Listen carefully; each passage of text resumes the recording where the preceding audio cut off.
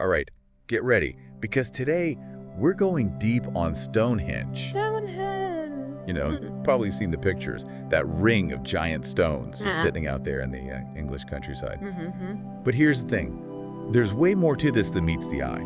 Oh, yeah. It's a rabbit hole that goes way deeper than just a pile of rocks. Definitely. It's about the people who put them there in the first place. Yeah. Right? Right. The beliefs that they held and the mysteries that, well, they left behind for us to puzzle over.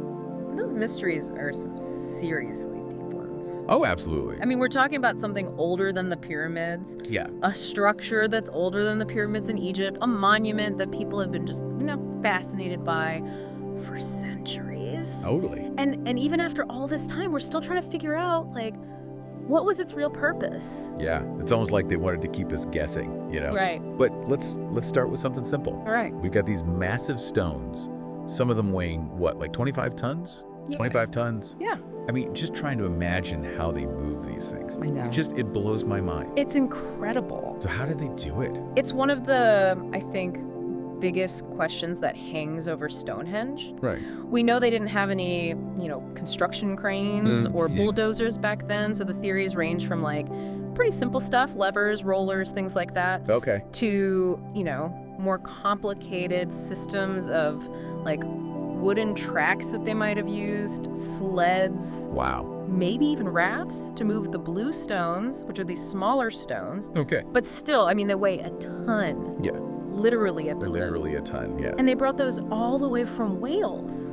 Hold on, wait, Wales? Wales. That's, what, over 150 miles away? It is. It's a long way. Why would they go through all that trouble to get these particular stones from so far away? I think it just speaks to how important these stones must have been to them. Yeah. And they weren't just picking any old rock from Wales either. The blue stones are a specific type of rock, an igneous rock called dolerite, Dolerite. which is harder and more durable than the sandstone you find around Stonehenge. Okay. Plus, they come in all these different shades of blue-gray, which may have had a symbolic meaning to them as well. That's so interesting. So these stones were carefully chosen, meticulously transported over huge distances, Yeah, and then arranged in this really intricate pattern. right. But why? Yeah, that's the million-dollar question. Right. And as you can imagine, over the years, there have been a lot of theories. Well, yeah, I bet. A lot of theories about what Stonehenge was for. Okay, so hit me with some of those theories. Okay, so one of the, I think, most popular theories, and it makes sense, Yeah. is that Stonehenge was some kind of astronomical observatory. Interesting. The stones are lined up with key events of the sun and the moon. Okay. Most notably, the summer solstice sunrise, Wow. which, if you're there on the summer solstice, lines up perfectly with the heel stone. With the whetstone. The heel stone, Okay. which is this big outlier stone that stands just outside of the main circle. Okay, Huh. so they were tracking the movements of the sun and the moon. That's the idea. That's amazing to think that they had, that long ago, such a sophisticated understanding of the cosmos. It really is, yeah. But was it just purely scientific? Yeah. Or did it have a deeper, a more spiritual meaning for them? Well, that's what makes it so interesting. Right. I think it's unlikely that they saw astronomy as a separate thing from their spiritual beliefs. Okay. To them, the heavens weren't just objects to study, they were the realm of the gods. Wow. The source of life, fertility, and maybe even the key to understanding the big mysteries, like life and death. Oh, wow. Yeah. Big stuff. So that leads us to, I guess, another big theory that Stonehenge was kind of a sacred site, Right. a place for rituals and ceremonies. Exactly. We found evidence of feasting and burials at Stonehenge. Really? Which suggests that it wasn't just a place to, look at the stars, but Right. to connect with the divine, to honor their ancestors, to Yes. mark those important moments in life. Like a birth or a death or... Exactly. It makes you wonder, what were those ceremonies like? I know. Were they somber? Were they wild celebrations or something in between? Yeah, it's tough to know for sure. Yeah. But what we've dug up, combined with what we know about similar cultures from around that time, Right. suggests that there were all kinds of rituals, probably involving music, dancing offerings, maybe even animal sacrifices. It's hard to wrap our modern minds around that, I know. those kind of beliefs and practices. Yeah. But it reminds us that this wasn't just a bunch of stones, you know? Yeah. It was like a living, breathing center of their ancient lives, full of, deep meaning and purpose. Yeah, it's easy to forget that looking at it today. But it was a vibrant place. Absolutely, and we're just scratching the surface here. Yeah. We haven't even gotten to the theories about Stonehenge being like a place of healing, Right. a symbol of power, or even, and I know this is out there, Yeah. a landing pad for aliens. You had to go there. Well, I mean, you got it right. It's out there. Let's maybe hold off on the aliens for a sec. Okay. I want to hear more about this healing aspect. Yeah. Were they using the stones for like some kind of ancient acupuncture or something? Well, not acupuncture, but there is this theory that the blue stones, especially, Yeah. were thought to have like healing powers. Really? Remember, they traveled a really long way to get those specific stones. Yeah. So they had to have meant something big. Yeah. Some people think that, people would actually travel to Stonehenge Okay. looking for like relief from illness or injury, Wow. drawn by the power of the stones. It's like a prehistoric pilgrimage, almost. You could say. And speaking of journeys, Yeah. we can't forget about the journey that these stones have taken through myth and legend. Of course. I mean, you can't have a monument as old and as mysterious as Stonehenge and not pick up some pretty wild stories along the way, right? It's a magnet for those kinds of stories. It is. But those stories, even if they're not historically accurate, Right. they give us this really cool window into how people have tried to, make sense of Stonehenge over the centuries, its is. power and its purpose. Like the story about Merlin, the wizard. Oh yeah, Can't believe I almost forgot about that one. it's a classic. The wizard who supposedly built Stonehenge for King Arthur. Mm-hmm. Talk about an epic construction crew. I know, it's a great story. It is. And it's a perfect example of how, like, myth and history kind of get tangled up together. Yeah. Especially when you're talking about a place like Stonehenge. Right. I mean, we know Merlin wasn't a real person, but the story shows how much we're drawn to the idea that, something this incredible Yeah. must have been built by, like, supernatural forces. That's that people couldn't accept that, Regular people. regular people, could create something so grand. Right. They needed like a wizard or a giant or something fantastical to Okay. explain it. There you go. And speaking of giants, Oh, here we go. there's another popular legend that says Stonehenge was built by, well, a race of giants. Giants are popular with Stonehenge, apparently. Apparently so. Yeah. The story goes that they brought the stones from, get this, from Africa Oh, wow. as a gift to the people of Britain. Okay, so we have upgraded from Wales. We have all the way to Africa. Africa. Giants carrying stones from Africa. That's a long way. It sounds like something straight out of, Lord of the Rings or something. It does. But what's interesting? It's that. Even in these fantastical stories, Mm-hmm. there's this like recurring theme that the stones were brought from somewhere else. That's true. Which, as we know, is actually true, at least for those blue stones. Yeah, that's a great point. So maybe there's a grain of truth Maybe. hidden in these wild tales. It shows how, like, even though they're often exaggerated, Right.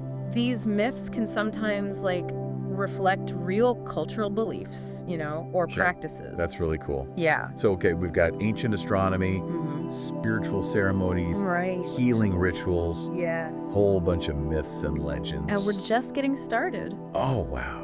So much more to uncover. Oh, yeah. Well, hold on tight because we're going to take a quick break Okay. and we're going to dive even deeper into the mysteries of Stonehenge when we come back Sounds good. in part 2. I can't wait. All right, see you then. See them then. So, before we took a break, we were talking about how technology is giving us a whole new perspective on Stonehenge. It really is. It's amazing to think that a site that's been studied for, centuries? Yeah, centuries. Can still surprise us with new discoveries. It really speaks to, the power of archaeology Right. and how our understanding of the past is always evolving. Absolutely. You mentioned LiDAR earlier. Yeah. It's like giving archaeologists X-ray vision, Okay, so for those of us who haven't spent much time with, the archaeology crowd, Right. break down LiDAR for us. What is it and what's it showing us about Stonehenge? Okay, so LiDAR stands for light detection and ranging. Okay. And basically, it uses lasers to create super detailed 3D maps of the terrain. Okay. And that can reveal features that are, hidden underground or covered by plants and stuff. And at Stonehenge, LiDAR has uncovered this whole network of like pits, ditches, mounds. Wow. Even the remains of like old timber structures. So it's not just the stone circle just standing out there by itself. Nope, not at all. There was like a whole world happening around Stonehenge. There's a whole landscape. That we're only now starting to see. Exactly. And one of the coolest discoveries has been these like massive pits. Okay. Some of them are huge, like over 30 feet wide. Wow. And 10 feet deep. That's enormous. They form this kind of ring around the main stone circle. Okay. And archaeologists are still trying to figure out what they were for. Giant mystery pits. Yeah, they basically... Hidden for centuries. Definitely sounds intriguing. What are some of the theories about what they were used for? Well, some people think they might have held like offerings or sacrifices. Oh, wow. You know, imagine these elaborate rituals taking place around these pits, maybe with like fire or the burial of, you know, sacred objects. It's a pretty powerful image, you know, connecting the world of the living with the realm of the ancestors or the gods. Absolutely. Yeah. And then there's another theory that maybe the pits were more practical. You know, maybe they were used for storage, like for grain or supplies, especially given how big they are. Yeah, that makes sense. I mean, you'd need a lot of food to keep people fed during these big gatherings. Yeah, especially for something like the summer solstice. Right, right. And LiDAR has also shown us that there were a bunch of timber structures around Stonehenge. Really? Yeah, so Stonehenge might have been surrounded by this like vast wooden circle. A wooden circle? Yeah. Maybe even before they built the stone one. That's what it looks like. Wow, so there was like a wooden Stonehenge? Yeah, wooden Stonehenge. Before Stonehenge. It seems that way. The LiDAR scans show, you know, traces of post holes and stuff. Okay. That suggest there were these big timber posts arranged in a circle. Oh, that's incredible. It suggests that the site kind of evolved over time. You know, maybe starting with a wooden structure that they later replaced or added to with the stone circle. That's so cool. It also, I guess, makes you think about why they used both wood and stone. Yeah. Like, was there some kind of symbolic reason for that? It's definitely possible. It's like they were building on the work of the people who came before them. The people who came before them, yeah. Layering meaning upon meaning. Right. Like, we're not just looking at this one monument. It's like a timeline, you know, of beliefs and practices. Exactly. Like this testament to human ingenuity and this spiritual longing that stems like centuries. It's pretty mind-blowing when you think about it that way. It is, and it makes it even harder to say for sure, like, what was the one purpose of Stonehenge? Right, because it could have had lots of different functions. Yeah. And it probably changed over time, you know. Absolutely. Adapting to the needs and beliefs of the people who were using it. It's almost like Stonehenge was designed to, like, resist simple answers. Maybe it was. Every time we think we're getting close to figuring it out, boom, new discovery. New mystery. Throws a wrench in the works. It keeps us on our toes. But that's what keeps it so fascinating, right? Oh, for sure. The mystery is part of what draws us to it. Absolutely. It forces us to think about, you know, what we don't know. And to accept that there are things about the past that we may never fully understand. It's a humbling thought, isn't it? It is, yeah. To think that even with all our technology, all our scientific advancements, we're still just in awe of these ancient builders. Just standing there like, yeah. How did they do that? Exactly. Marveling at their ingenuity and trying to figure out what they were thinking. Yeah. But it's also exciting because who knows what else is out there waiting to be discovered. Right. What other secrets are hidden beneath the surface? I think that's a great transition to our next topic, which is the future of Stonehenge.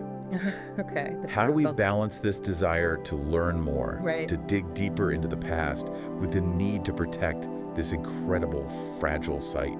It's a tough balance. For, you know, generations to come. It is, yeah, a really important question. We've really gone deep on this one. We have. The construction, the theories, the myths. Yeah. Even peeked under the ground with LiDAR. Right. But as we wrap up our deep dive into Stonehenge, there's still that big question. Yeah. What's next for Stonehenge? What does the future hold? It's a big question, especially with all the challenges of keeping a site like this safe for, well, for everyone who comes after us. You're right. It's not just about protecting the stones themselves. No. It's about the whole landscape. The whole experience. The context. That feeling of stepping back in time. Yeah, exactly. So what are some of the biggest threats facing Stonehenge today? Well, I mean, Stonehenge is popular. Oh, yeah. It's a world-famous site. For sure. Over 1 million people visit every year. Wow. Which is, you know, it's great for the local economy. Right. And it raises awareness about the site. But it also, you know, presents some challenges. Sure. All those feet, even with the best intentions, can cause wear and tear, erosion, damage to the surrounding landscape. It's like you're damned if you do, damned if you don't. It really is. You want people to experience this incredible history. Right. But at the same time, you've got to protect it from them. It's a tough balance. Yeah. And then, of course, there's the environment. Oh, of course. You know, climate change, unpredictable weather. Yeah. It all poses a threat. Right. More rain means more erosion. Yeah. Stronger winds can damage the stones themselves. Wow. And even, you know, something like lichen. Lichen. Yeah, that fungus that grows on things. Sure. Even that can cause problems if it's not managed. It's like this constant battle against nature. Yeah, pretty much. And climate change is, well, it's not making it any easier. No, it's definitely making things more complicated. So what can we do? Well, it's important to remember that protecting a place like Stonehenge, it's not a one-and-done thing. Right. It takes constant work. Monitoring, research, conservation. Got it. Luckily, there are some amazing people. Okay, that's good. Archaeologists, conservators, all kinds of experts working really hard to protect Stonehenge. What are they doing? They're using like the latest technology to keep an eye on the stones. Right. Studying how climate change is affecting everything, coming up with strategies to, you know, lessen the impact. That's good to hear. It sounds like Stonehenge is in good hands. I think so, yeah. But what about new discoveries? Yeah. What are archaeologists excited about right now? One area that's getting a lot of attention is archaeoacoustics. Archaeoacoustics. Okay, I need you to break that down for me. It's the study of how sound worked in ancient places.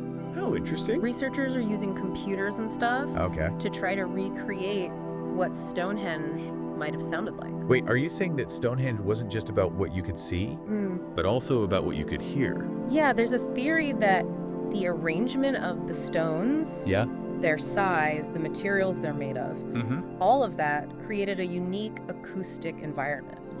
Some researchers think that certain sounds, like chanting or drumming, would have been amplified within the circle. So like Stonehenge was a giant prehistoric amphitheater. Kind of, yeah. Designed to connect people with the universe through sound. That's amazing. It makes you wonder if they were, you know, creating specific music to go along with certain astronomical events. Exactly. Or to evoke certain emotions. And that's what those archaeoacousticians are trying to figure out. It's like we're not just piecing together the stones. We're trying to, like, hear what they heard. Trying to experience it the way they did. That's incredible. And it's just one example of how our understanding of Stonehenge is still evolving. With each new discovery, each new piece of technology, we get a deeper appreciation for how complex, how ingenious, how mysterious this ancient place really is. So even after all this time, all this research, the story of Stonehenge isn't over. It's far from over. It's still unfolding. It's an invitation. Keep exploring, keep asking questions. And to keep being amazed by what our ancestors were capable of. Absolutely. Well said. Thanks for taking us on this journey. It's been my pleasure. And thank you all for listening. Until next time. We'll see you on the next deep dive.